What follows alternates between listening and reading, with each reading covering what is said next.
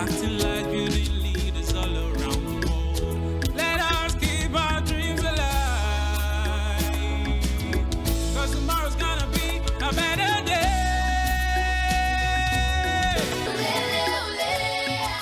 Good morning, good afternoon, good evening from wherever you're joining us today, listeners. My name is Wycliffe Kuguni, and I'm your host for today's podcast, where we'll be talking about the opportunities for you to participate in global policy-making decisions. We are joined by a young leader from Kenya who is actively engaged in policy-making and contributing her work to help young people be more engaged and get opportunities to participate at the global level. Young people are agents of change. If supported, we have the potential and ability to generate smart ideas that can help address the challenges the world is facing today and those ones that are likely to come in the future. There are several examples of youth who are leading and contributing to policy issues that can change lives across the world. Today we are joined by Vicky Aridi from Kenya, who is one of those youth who is driving change globally through her contribution to global policies at the UN and in various projects which she's going to be talking to us about. Welcome to the podcast, Vicky. Thank you so much, Gunguni. Really excited to be here on this integral podcast. And I really like what you said, that youth are agents of change, because they truly are. Absolutely. And we are glad that we could secure this time to have you share with young people across the world about your work. First, to start us off, perhaps you could tell us, who is Vicky Aridi? Thank you so much, Gunguni. I think that's always a difficult question when you're asked who you are. But who I am, I'm a Kenyan to start off. I'm also a lawyer, and I wear different hats. So the first hat that I wear is that I'm the program manager for the Youth Economic Opportunities, which is YU 2030 initiative, which is a global initiative that unites young people and the global ecosystem to really maximize youth employment and economic growth, SDG 8 by 2030, and really focusing also on capacity strengthening for young leaders to enable them to realize decent and sustainable economic opportunities. I also serve in advisory capacity on various boards and groups, such as the Green Jobs for Youth Pact, which is hosted by UNICEF, ILO, and UNEP, focused really on accelerating access to decent green jobs for young people and skilling for young people as well, and also on UNICEF's Youth Advisory Board as well. So that's a little about me. And on a personal level, I am also the co-founder of the Tim Aridi Foundation, which is a foundation that's really focused on working with the next generation, working with young girls, and tackling climate change. So yeah, Gunguni, that's a bit about me. Wonderful. I'm so inspired by you, Vicky. I met you at Strathmore when you're a law student, and here you are at the global level making policy and wearing very many hats. What a joy to see. Perhaps I'd like to learn more about this transition that has happened to you ever since you were a student and now right now working at these different organizations in the world. What's the nature of your work? Definitely, it has been a transition from back when we were in Strathmore University to really now being at the global level and engaging with different stakeholders. So the nature of my work really is working with different I'll start with the work at the YU 2030 initiative. So really working with different partners and stakeholders to ensure that we are accelerating decent youth employment for young people across the globe. The second part of my work is really coordinating different partners. So I chair the Youth Economic Opportunities Collaboration Group, where UNICEF, ILO, World Bank, and Aspen Institute sit. And together we identify different strategies and collaboration efforts across our programs to see how can we advance youth economic opportunities. And really the third piece is bringing together different stakeholders to share their learnings, best practices, forge partnerships to really accelerate youth economic opportunities. And really at the heart of what I do is ensuring that young people acquire the necessary skills they require to thrive and really to grow. And then on the Green Jobs for Youth Pact at the United Nations, it's really just providing strategic guidance to the United Nations, even as they move forward with their bold initiative to create more green jobs for youth, but seeing how can we ensure that young people get access to the green skills that we're seeing are very relevant in the world today. Number two, really seeing how can we work with different, again, partners to ensure that young people, most of the most marginalized, are at the front of this work. So it's a lot around partnerships, capacity strengthening, and ensuring young people get access to decent youth employment and entrepreneurship as well. That's incredible, and I think it's a very dynamic work you're doing, in the sense that you're interacting with a lot of stakeholders and a lot of programming work here. And at the top of it, I know it's policy making, and the kind of policy decisions that come out of these engagements influence the kind of programs that are being financed and are being implemented in different countries.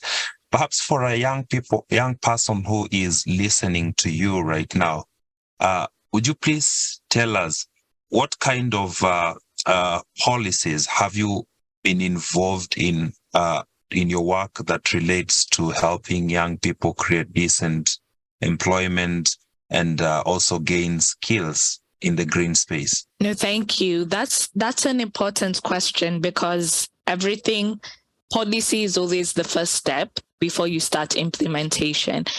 And I can speak to a few. So starting on the aspect of green jobs, I participated in at COP27, and it was great to have been engaged and contribute to policies that came out of COP27, really around green skilling for young people and ensuring that young people have access to really this knowledge on green skilling and can be able to advance these skills to translate to decent jobs. And then the second piece really has been around capacity strengthening for young leaders.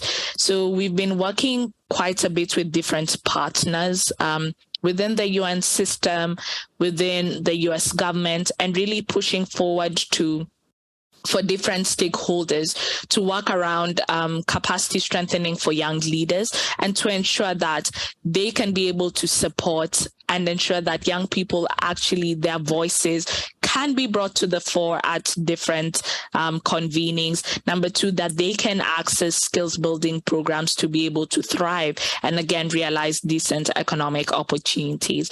Another one is recently there was the Youth Declaration for Transforming Education that was recently launched by the UN Secretary General's office, and really to have been able to work with other leaders, youth, and stakeholders to feed into this youth declaration and provide concrete demands on what needs to be done to realize quality education for all, more so for young people, are some highlights that I can think of. That's very incredible, Vicky.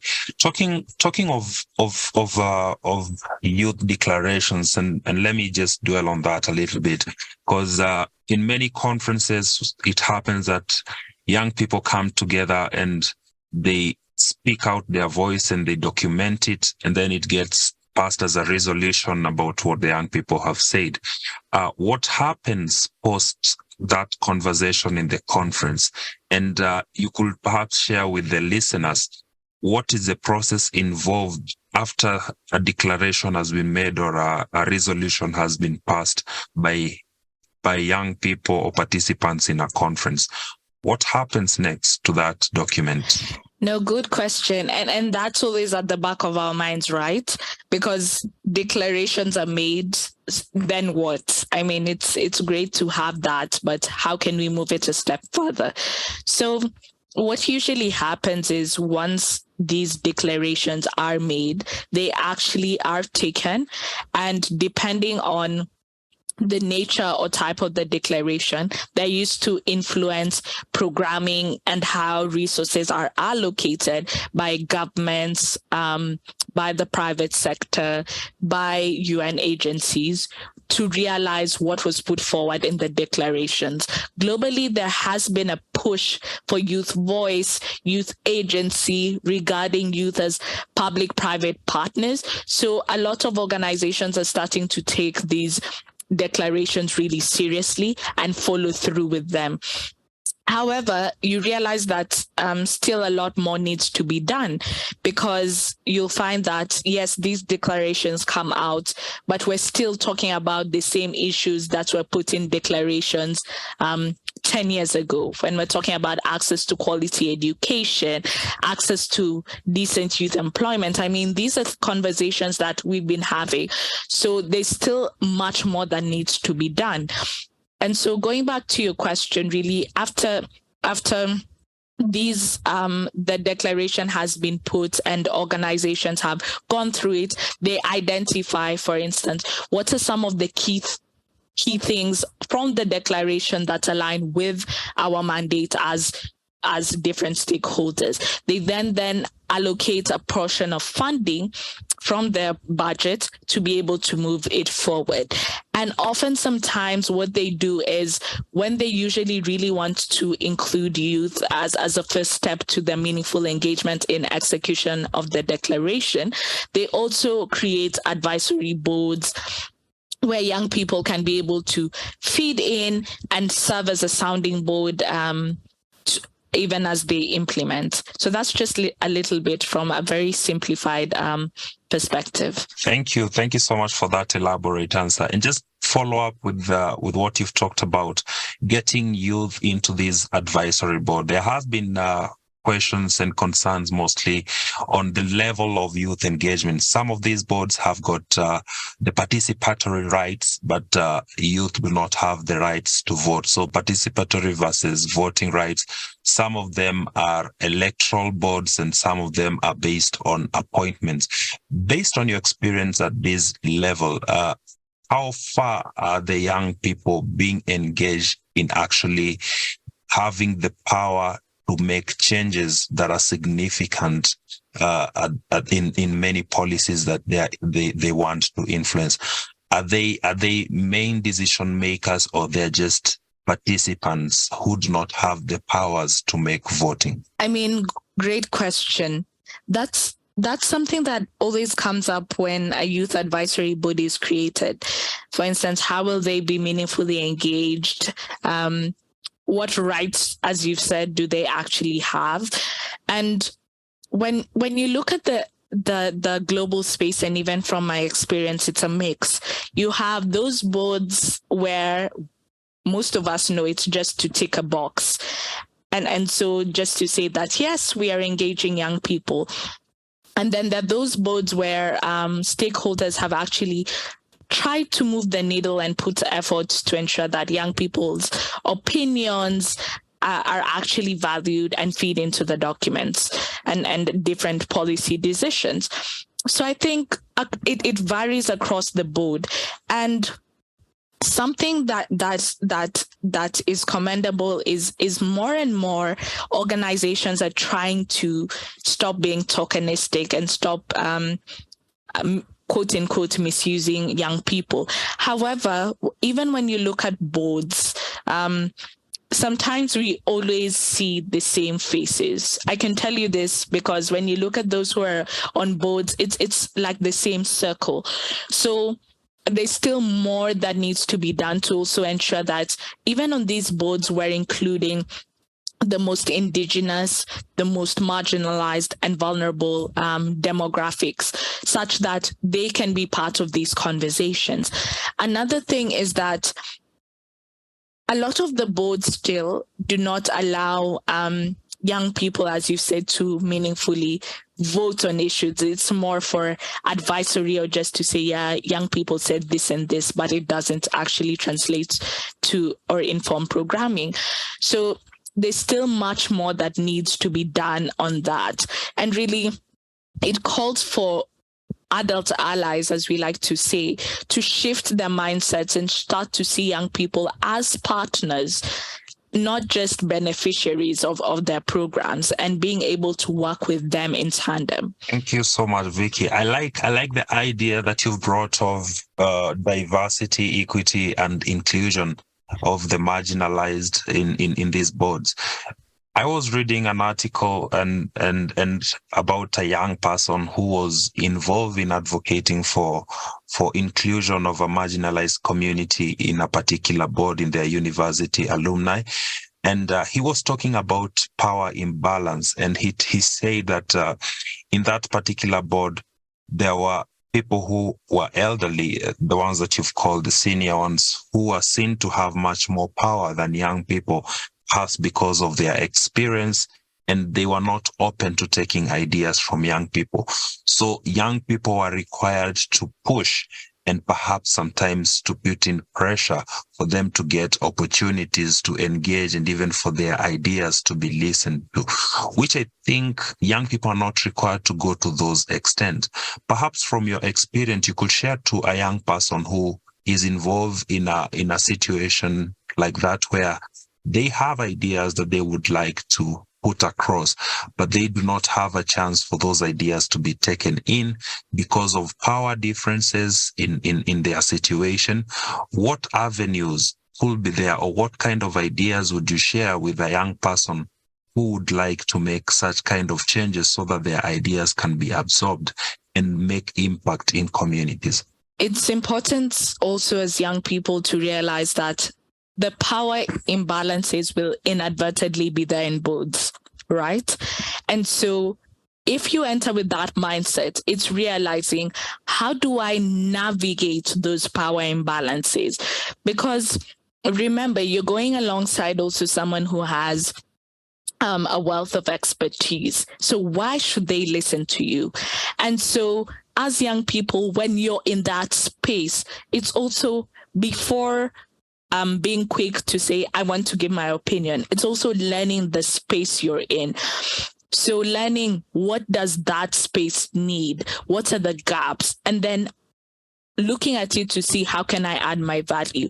Then the second thing is advocating for space. You have been given, as a young person, even if you're in a board with power imbalances, you have by being on that board, you have a seat, you have a footing in the door. Now, how can you use, even if you're given 1 minute of the meeting to advocate, what is your key message? And making sure that your key message is informed, backed by data, and it really reflects an inclusive and a young person's perspective. Because sometimes what happens is when we sit in boards, what tends to happen is people say the same things over and over. For instance, youth unemployment is a big issue. We need more jobs, the usual things that if someone Googled, that's the first thing that would come up. But how do you provide your unique experiences? I remember there was a time I had attended one of these UN high-level meetings, and there were a lot of very adult allies, or you said more seasoned participants in the room. And, they were sharing their expertise and so on. And then we went into groups. So when we went into those groups, again, I think we were only 2 young people. So I offered to report back on behalf of the group. And of course, it was very much welcome.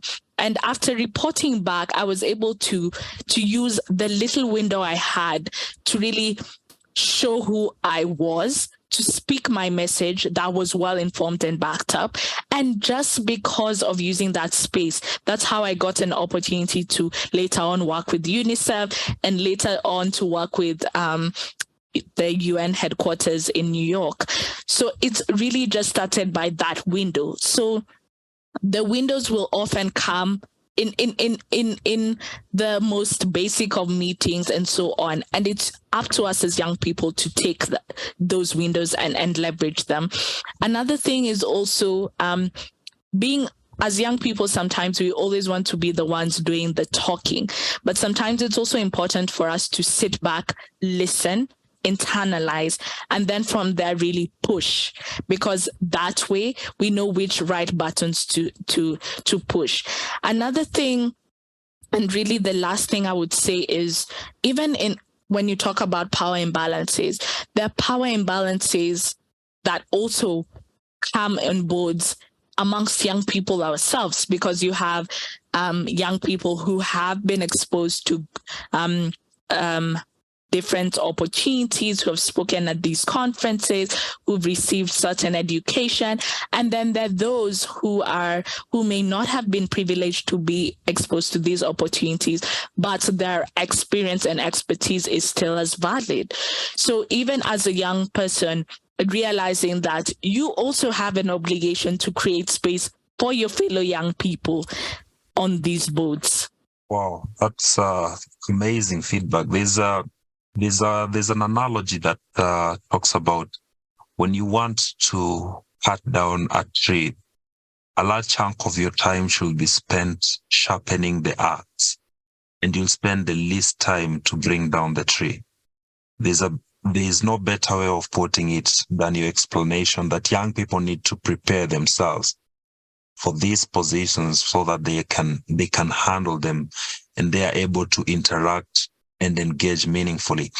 You've also explained to us some of the gaps that are needed to shape institutions so that young people can gain more decision-making powers and get their ideas across the world. Perhaps I'd like us to go down, a level down, and talk about a young person who hasn't gotten an opportunity to be in any board, and they're listening to you right now. Perhaps they're in university, or they're just working as a community organizer somewhere in their country or in their communities, and they're asking themselves, what is the journey that I will take for me to get to work in the UN or in a global organization for me to make changes globally? Vicky, you could tell us, what has been your journey to becoming the youth leader, and how did you prepare yourself for these opportunities that came your way until you got a job in the UN headquarters? That's an important question.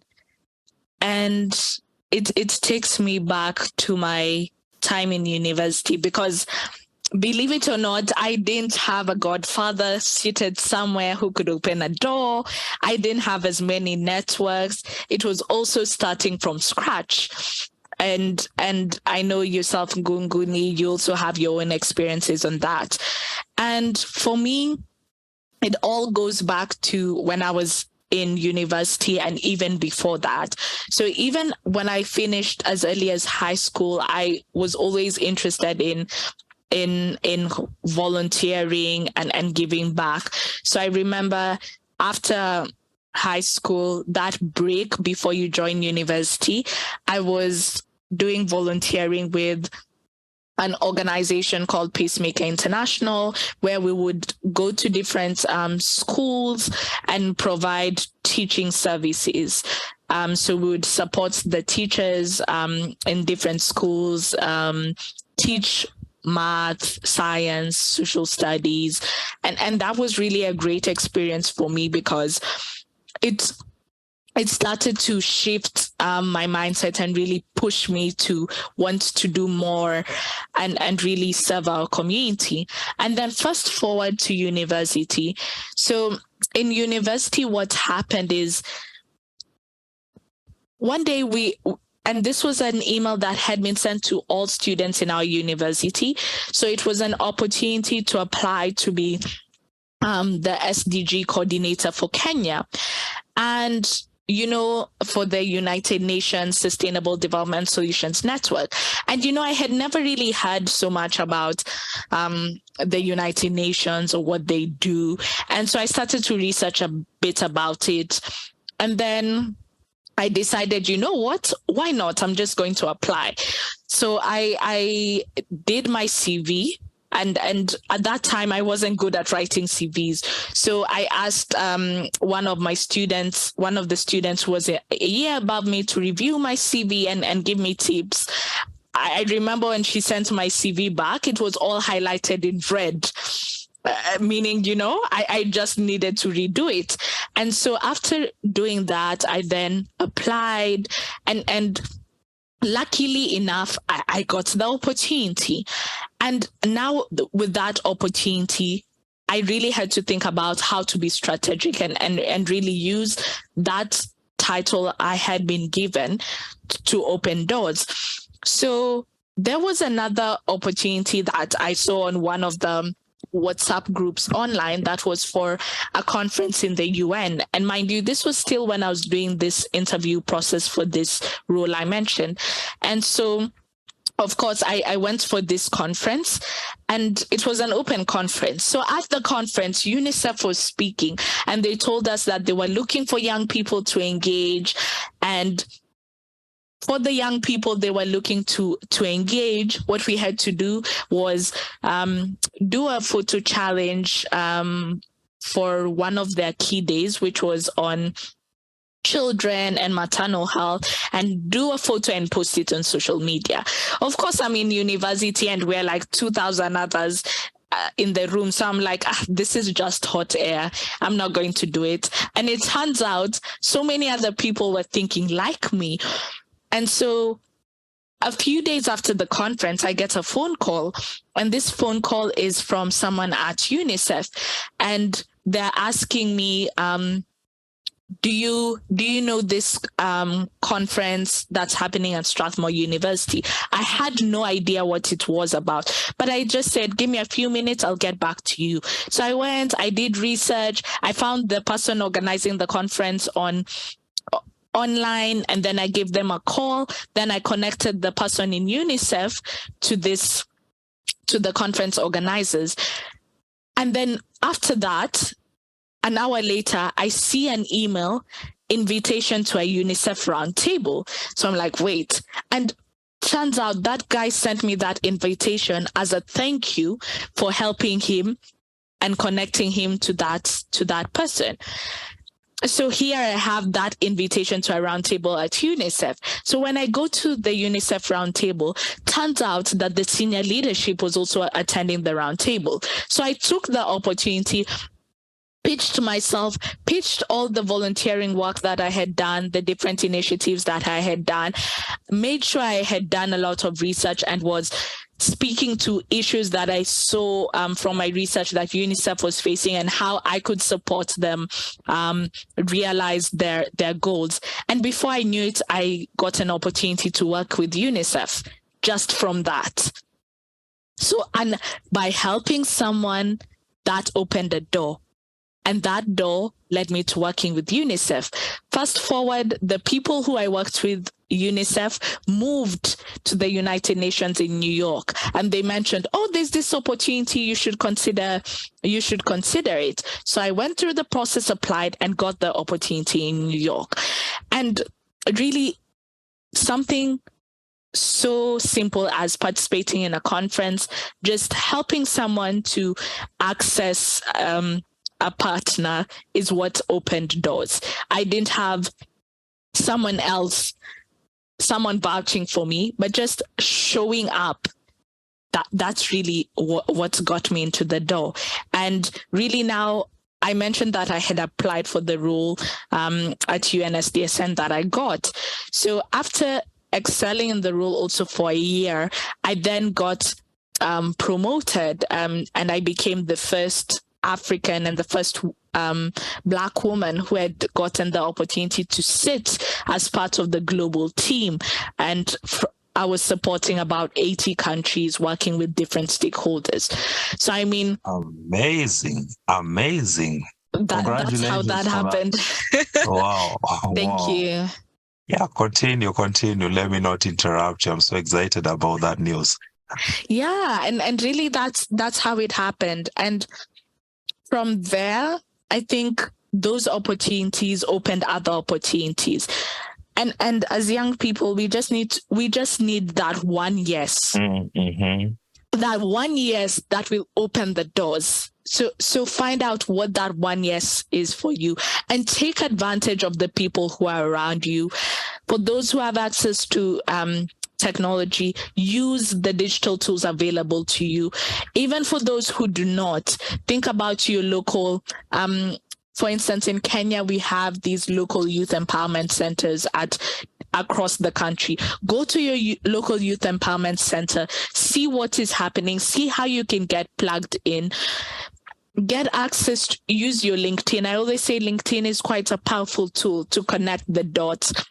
Brand yourself. Whatever you're doing, make sure that you're keeping your track record, that you're branding yourself and really positioning yourself, because anybody can sit in those booths. Anybody and any young person, we have the ability to be part of these spaces. The question is, will you take advantage of your yes? Will you prepare yourself to take advantage of these opportunities?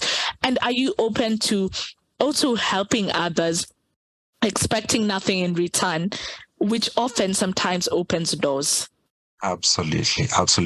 You know, you've just reminded me of what you've mentioned, that everybody has got the chance and everybody has got the ability for them to be part of this board.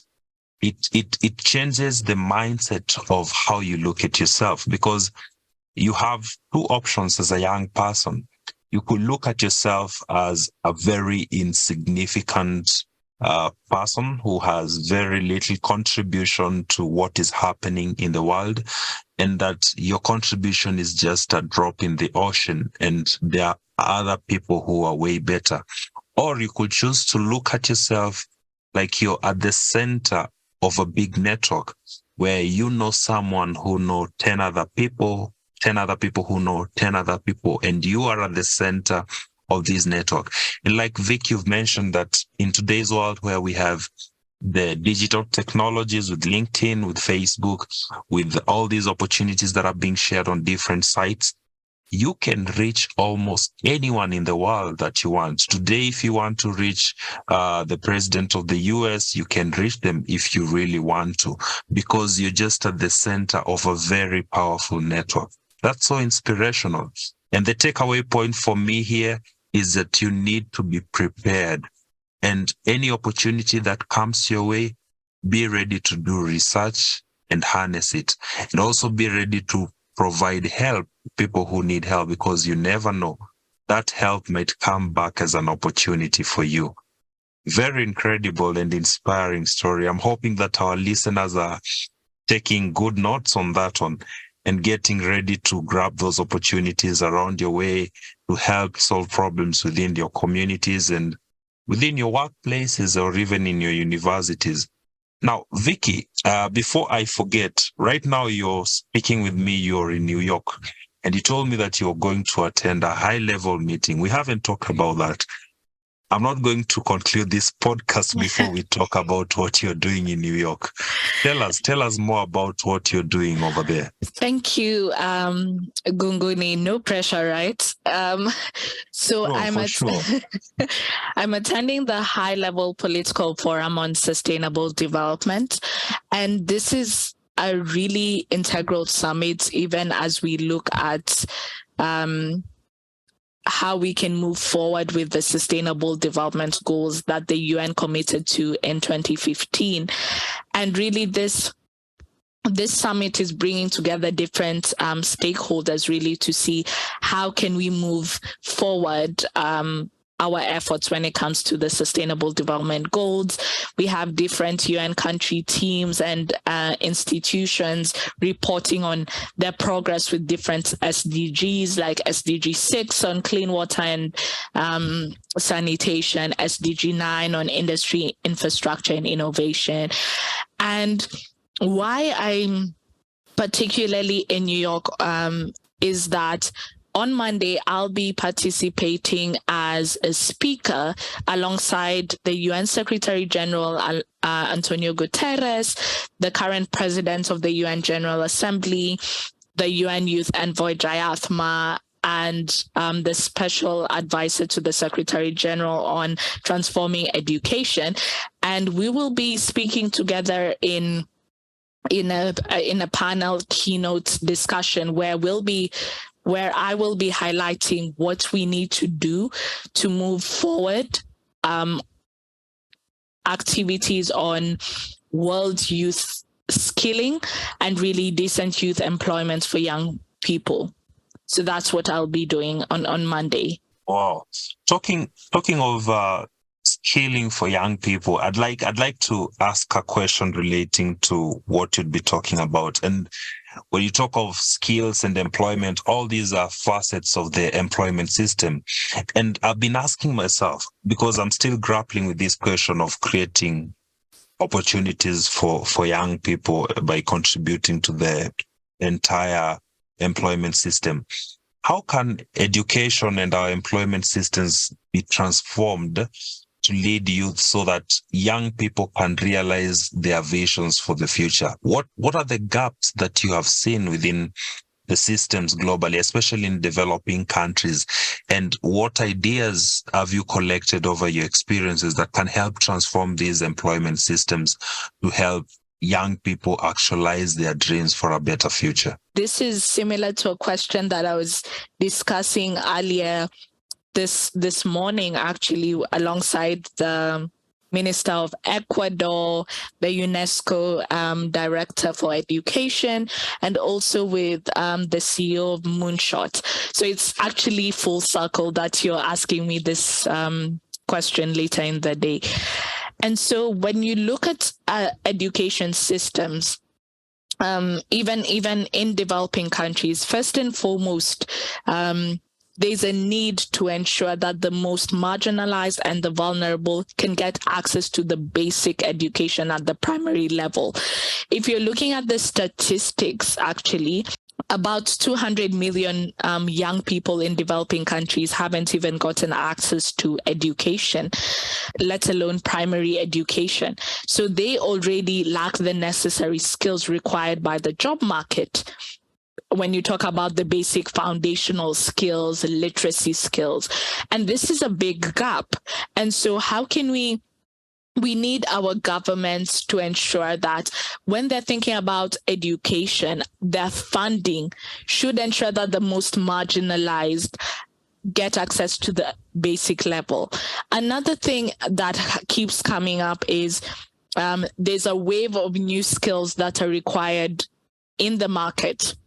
When we talk about green skills, blue skills, when we talk about even leadership skills. And so really there's a need for our education curriculums to start emphasizing some of these green skills, some of these blue skills, and more so the leadership skills, because these big buckets on green, digital, leadership skills have opportunities to create new jobs, because you're seeing a lot of people moving towards green energy, people moving towards climate action, digitization, and AI, which have the opportunity to create new jobs for young people. But our education systems are not preparing young people to harness and take advantage of that. Another thing I would say, going back to the issue of inclusion, is how can we ensure that our education programs take into account, for instance, in some communities, the indigenous learning that comes from those communities? How can it feed into our education programs? And then a second thing, how can we train more teachers to be able to offer special education, especially for young people with disabilities? As you note, globally, there's a shortage of teachers who are trained in special education. So how can we ensure that investments are made around this? And then something else is that we can't talk about skilling and education in a vacuum, because sometimes we tend to emphasize that let's skill young people in this, but it has to be in hand with employment opportunities. So there's a need for these young people who are skilled to be able to access the decent jobs and employment opportunities. And that's something that needs to be part of the conversation of skilling, that skilling can't exist in a vacuum and must go hand in hand with creation of employment opportunities. Then something also that's very important is innovation. Young people are already have fantastic innovations.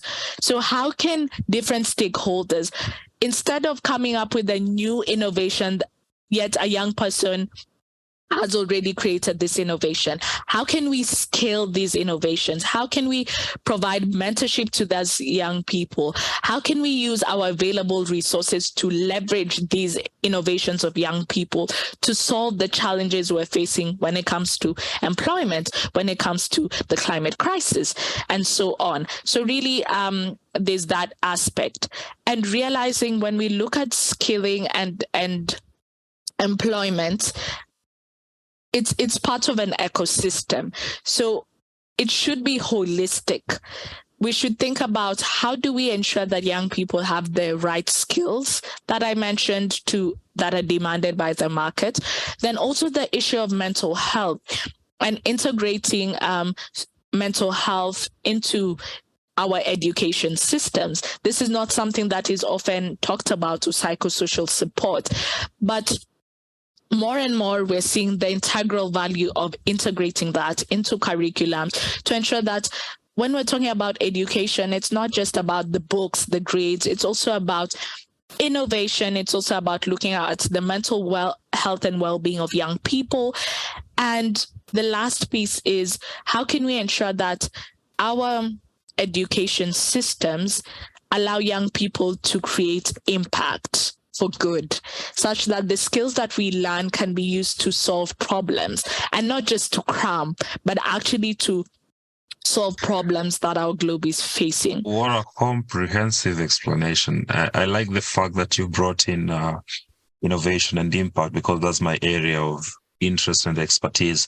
I've been working with young people, especially social entrepreneurs, to help them go through the process of innovation, majorly design thinking, and be able to plan and measure impact. And my previous job at Strathmore University involved managing knowledge and managing innovation and helping lecturers be able to teach the students to innovate and create solutions such that what they learn and the knowledge they acquire is capable of addressing specific problems in the market.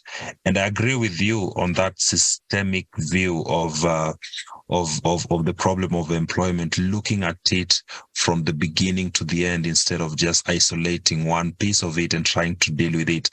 And when you talk of systemic view of a problem and trying to address it from all angles and involving the stakeholders within that ecosystem, there arises a big problem. And that problem has been with policy implementation in a system environment, because you realize that whenever you're trying to look at a problem from a system angle, there are a lot of policies that are involved. For example, in employment, there are education policies, there are health policies that will be involved there, policies relating to infrastructure, and so on and so forth.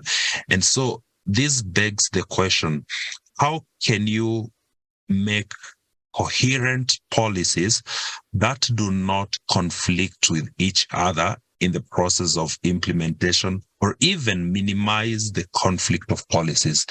And the second question that relates to that is that I'd like you to tell us, at the global level, policies are made to be implemented and to inform programs that are going to be done at the local context.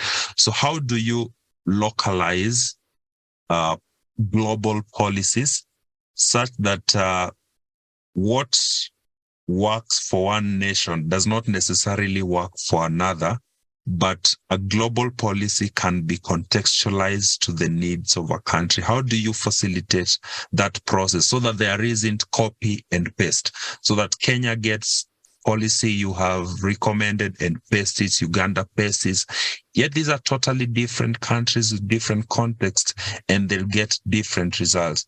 So those two questions, how do you contextualize a policy to the needs of a particular community? Just starting with your first question on how do you ensure that policies don't conflict with each other, the easy and simple answer to that question is ensuring that the right stakeholders are present at the table when you're designing policies. So for instance, if you're going to design a policy on employment and you know that employment goes back to education, it's very important to have the stakeholders who also interface with education to be at the table. Another thing is, even before you reach the process of developing the policy, there's a lot of work that happens before then. So there's the part where you map out the different policies that exist. Now, even at that mapping, it's very critical to have the right stakeholders on board so that you can be able to map what are the existing policies that exist, what are the gaps, and so on. When you're developing policies, it's important to realize that you can't work in a silo. You can't look at things from only your view. For instance, if I'm working on employment, I just focus on employment. You have to look at the different aspects and realize that we're in a global world. So people like to throw the term that we are globalization is upon us, and that's very true, because what is happening in one part of the world has a direct impact in another part of the world. When you look at even across the globe, something as simple as conflicts that are happening in different parts of the world, they sometimes come back and have a direct bearing on different sectors in different countries. So realizing that our globe is connected, and at the same time, you can't stretch yourself too thin to say that, oh yeah, we need to take into consideration this and this global issue. So it's really an art actually of mapping, bringing the right stakeholders, and really prioritizing based on the resources that you have available. And then the second thing is really about localizing policies. This is a big issue in international development that keeps being discussed at different forums and everything. And globally, there is now a push to, quote unquote, decolonize foreign aid, to decolonize global policies, and really to localize these policies. And how can this be done? You realize, to localize a policy, even at the global level, it's important to have these local stakeholders present. So that's why you're seeing a lot of, even in these discussions, you'll see representation from marginalized groups, from indigenous communities, to try to help with the localization efforts.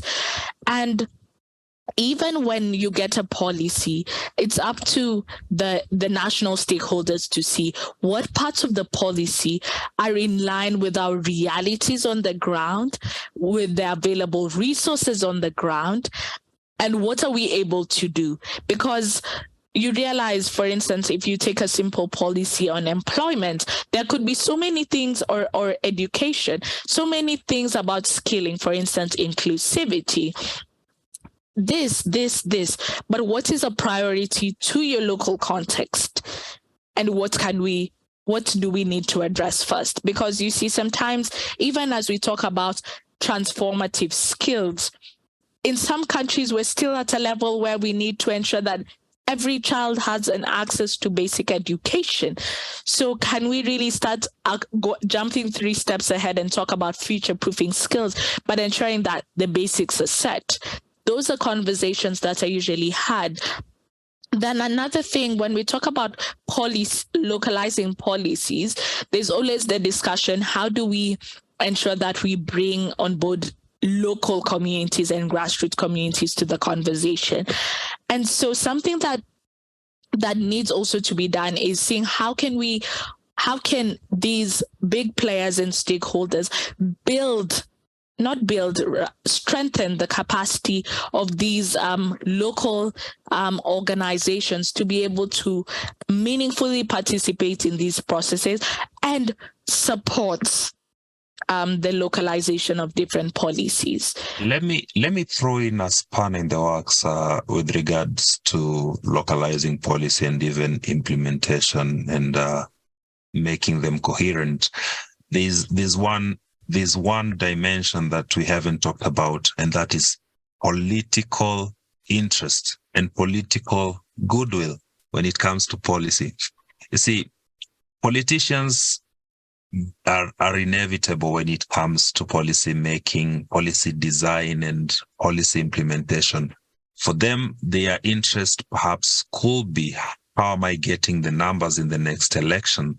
And so this policy has to help me to get the numbers in the next election. So I'm going to ensure that it is designed in such a manner that it achieves my interests for the next election, and in terms of votes that I'm going to get out of this policy implementation. So as a technocrat, you provide advice to government that we need to focus on basic education, but for them, they think that is not going to bring in the votes. I want us to put resources into tertiary institutions so that I can get votes from the youth.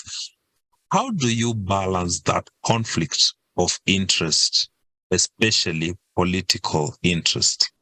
Now, Gunguni, you're making me a politician. I know you're a technocrat, but these are the real things that you deal with, and I know these are real issues that you deal with. You might design a very good policy which has got the best intended outcome, but then it end up not being taken in by governments.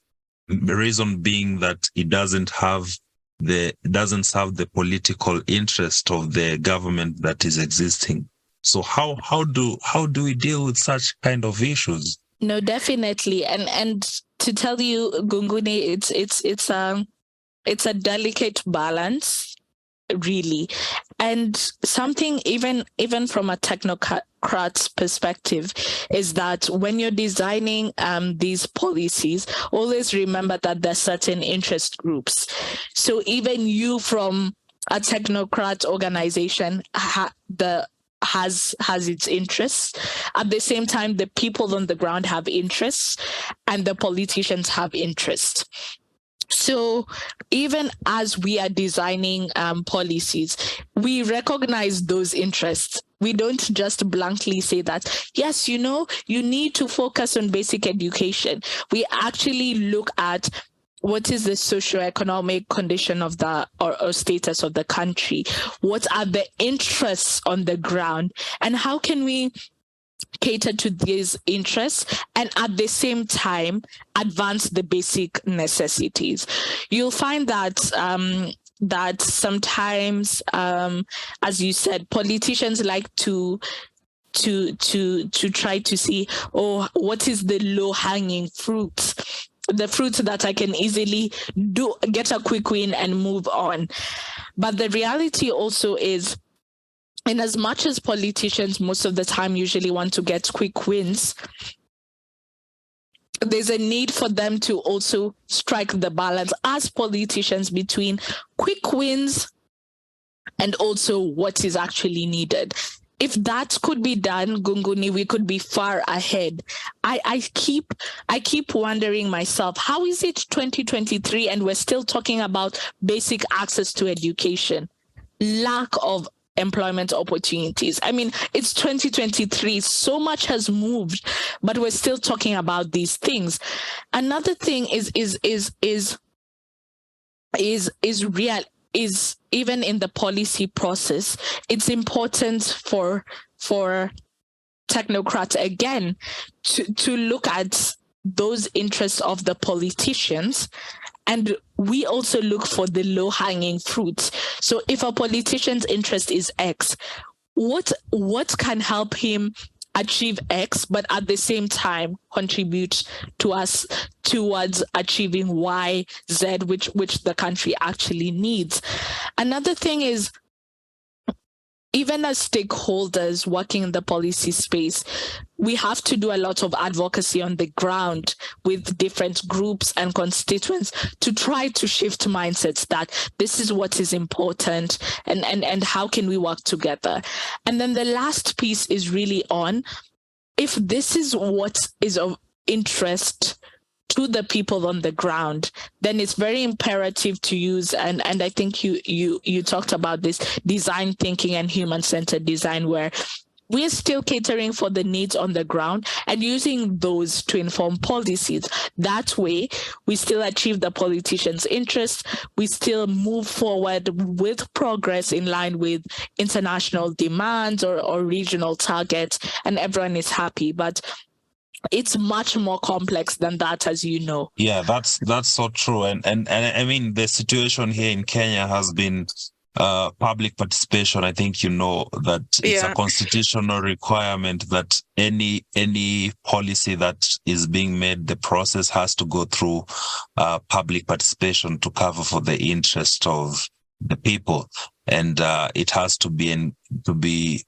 done at particular levels to represent different interest groups in the design process. I know it's very complex and delicate at the same time. I usually say that the best policy is one that has got has got the least unintended consequences and has prepared to address any of the unintended consequences that might arise, because there's no perfect policy whatsoever.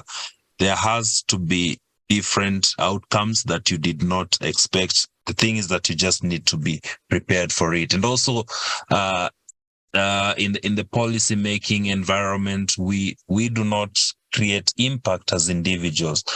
We can create particular outcomes, but when it comes to impact, we can only contribute to impact, and that means we have to work together with other people so that we all contribute to this particular impact that we would want to see. So, Vicky, we've had quite a long conversation, and I know we can talk about a lot of things. I can look at my my interview guide and I see a lot of other questions, which I think we should reserve for perhaps a different podcast. But for today, before we close up, I'd like you to tell us briefly about your work in Aridi Foundation, and what you've been doing, if you have a current project you want to talk about.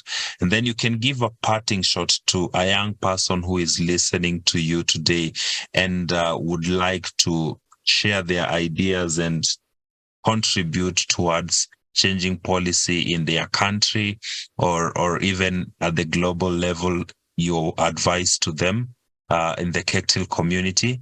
Then we can call it. Thank you, Gunguni. And so a bit about the Team Aridi Foundation. It was a foundation that started in memory of my late brother, Timothy Aridi, who passed away from lupus in 2018. And really, this is to keep his memory alive. And it's a foundation that is really focused on, one, working with young people in the counties in Kenya, mainly high school students, through sports mentorship camps, where we bring on board university students to run sessions with them and also use sports as a tool for intergenerational mentorship. Then the second piece is really around the Petals program, which is a program that's really focused on young women and empowering them to be leaders in their own rights, and also addressing the issues of period stigma and ensuring that they have access to sanitary towels. Then the third piece is really on climate change and as playing our part towards the climate crisis. As part of the foundation, after every camp, we do planting trees and just simple conversations around environmental conservation to play our part. And really what we're doing now is really focusing on the second aspect as of now around the Petals program. So if you're interested or anyone is really looking at where they can be able to donate sanitary towels and really participate, feel free to reach out. And then my parting shots to young leaders, especially those who are listening today or may listen to this, is remember that within you, you are destined for greatness and there's nothing you cannot do. Put your mind to it, get to work, build those networks, and start to move forward and really create your own change and the impact that you want to see in the world. With that, there's no door that won't open. There's no room that you will not access. And you will begin to see that it's all was within you to move it forward and realize your destiny. What an inspirational and positive way to end our podcast today. I really want to thank you, Vicky, for honoring us with such an extensive discussion. And thank you for sharing with us your own personal experiences in such a way that is so inspirational. And I'm pretty sure that the people who are listening to this podcast are going to take action on the advice that you shared, that they're going to step out of their comfort zone, show up, help somebody, volunteer to solve a problem. They're not just going to wait for the opportunity to come to them, because it won't. You have to go out there and look for it. Prepare yourself, do some research. Thank you so much for that advice. I'm so inspired by you, Vicky, and I'm so proud of the progress that you've made. Thank you so much, and have a wonderful, blessed growth in your career. Thank you, Gunguni. It was a pleasure to be here. I look forward to more collaboration, and I think the Kectil Youth Podcast is a fantastic avenue to really amplify different voices. So bring more voices. Looking forward to listening also to other podcasts. Thank you so much, Vicky. Goodbye.